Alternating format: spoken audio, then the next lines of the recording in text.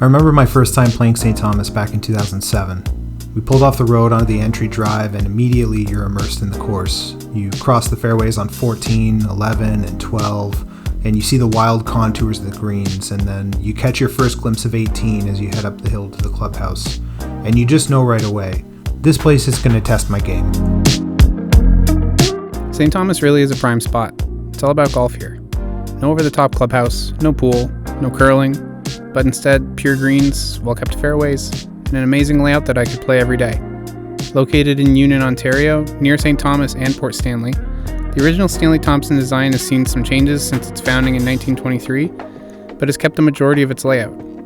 The course expansion in 1969, led by Robbie Robinson, added some of the more notorious holes in the course, 2, 3, 4, 15, and 16, and they really turned the course into a beast.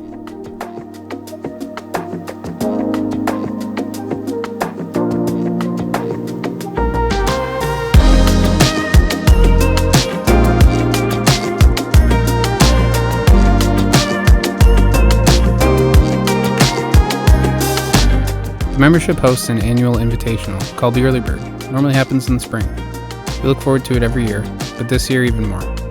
After a spring and summer of canceled plans, trips, and tournaments due to COVID, the Early Bird was able to happen in the fall. It was a great excuse to capture the course in its early autumn colors and to pull our hair out on its crazy sloped, lightning-fast greens.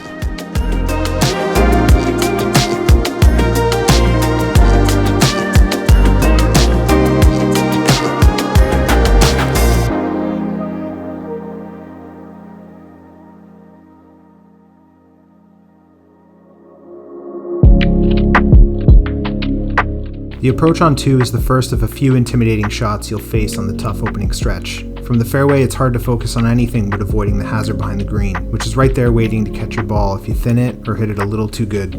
And 3 doesn't give you a break. There could be a bunch of ways to play this hole, but none of them are very comfortable. Every shot has lost ball potential, no matter what you hit off the tee or from the fairway. It can be a nightmare. Even if you do hit the green in 2, if you're above the hole, sometimes the only way to stop your ball is to sink the putt. Par here is a win, every time.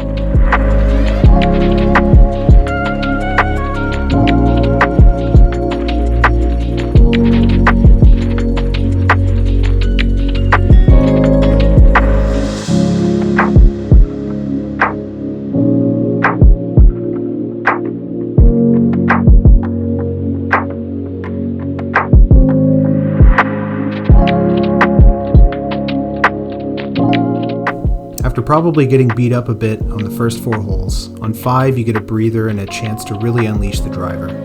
The aggressive line takes on the bunker on the left to set up the best angle to the green. This is a big momentum hole in the front 9, so be as aggressive as you need to make birdie.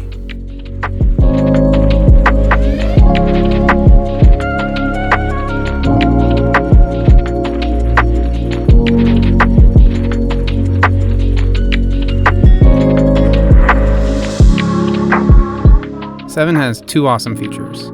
A tricky green complex with bunkers, mounds, and one of the wonkiest greens on the course, and a tiered fairway that makes it almost impossible to tell where the pin is on that green.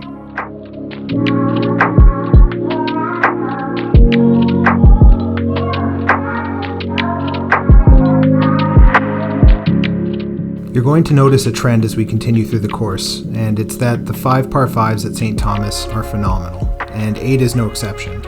Only the best drives here set up a shot at the green in 2, which is pushed up and surrounded by enough mounding and bunkers that the layup is usually the right choice here.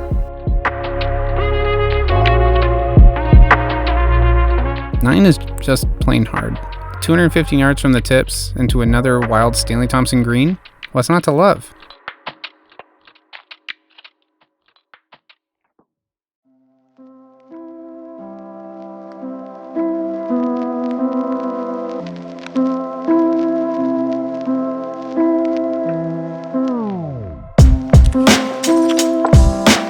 Holes 11 through 14 give you an opportunity to catch your breath, make a birdie or 2, but you'll need it. The last 4 holes are no joke.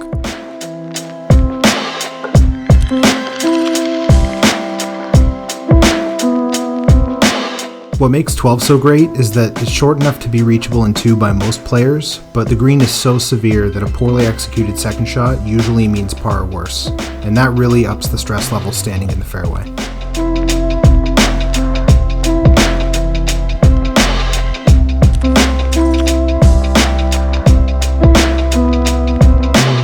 "14 is gettable for a lot of people, especially if you get the road bounce, but the approach will make you think.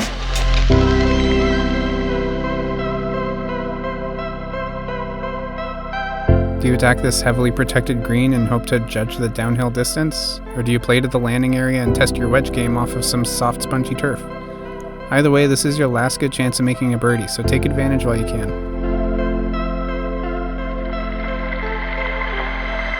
Whoever said 3-shot par 5s are boring or easy has never played this hole. Forced carries, narrow landing areas, and a green that you can't miss? Parring this hole's worth a pat on the back every time.